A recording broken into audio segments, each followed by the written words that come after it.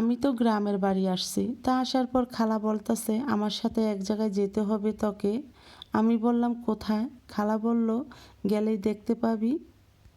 আমি বললাম ঠিক আছে, গেলে সকাল সকাল যেতে হবে কারণ বিকেলে আমি বাসায় চলে যাব।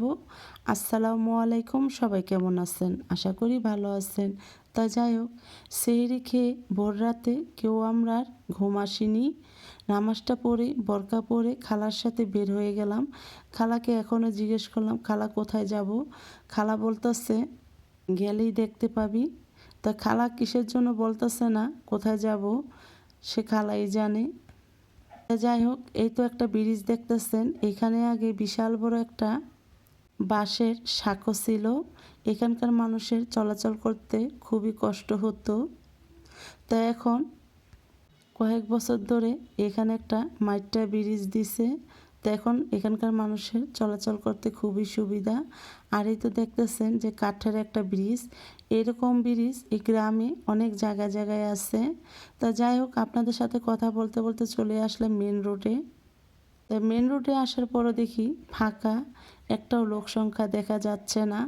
যেহেতু রমজান মাস তাই খালাকে বললাম আমাদের কি হাঁটিয়ে নিয়ে যাবে কি না, আমার তো হাঁটতে ইচ্ছে করতেছে না, পা ব্যথা হয়ে যাচ্ছে। তা খালা বলতেছে একটা তো গাড়ি দেখতেছি না, তোমাদের কিভাবে নিয়ে যাব। খালা তো বোনরা বলতেছে পা ব্যথা হয়ে যাচ্ছে আর হাঁটতে ইচ্ছে করতেছে না। তার আগে বলুন তো কে কোথা থেকে আমার ভিডিওটা দেখতেছেন, অবশ্যই কমেন্টে জানিয়ে যাবেন। আর এই জায়গাটা কেউ চিনতে পারছেন কি না তাও জানিয়ে যাবেন। সকাল সকাল না বের হলেই বসতেই পারতাম না। ভোর সকালে এখনও কুয়াশা পড়ে। তা রাস্তাঘাট ফাঁকা দেখে আমার খালাতো বোনরা এক এক করে টিকটক ভিডিও বানিয়ে নিল। এই সময়টা হয়েছে সিজন চেঞ্জের সময়। শেষ রাত দিয়ে শীত পড়ে, দিনের বেলা গরম লাগে আর ভোর রাতে কুয়াশা পড়ে। এই কারণে মানুষ অসুস্থ হয়ে পড়ে।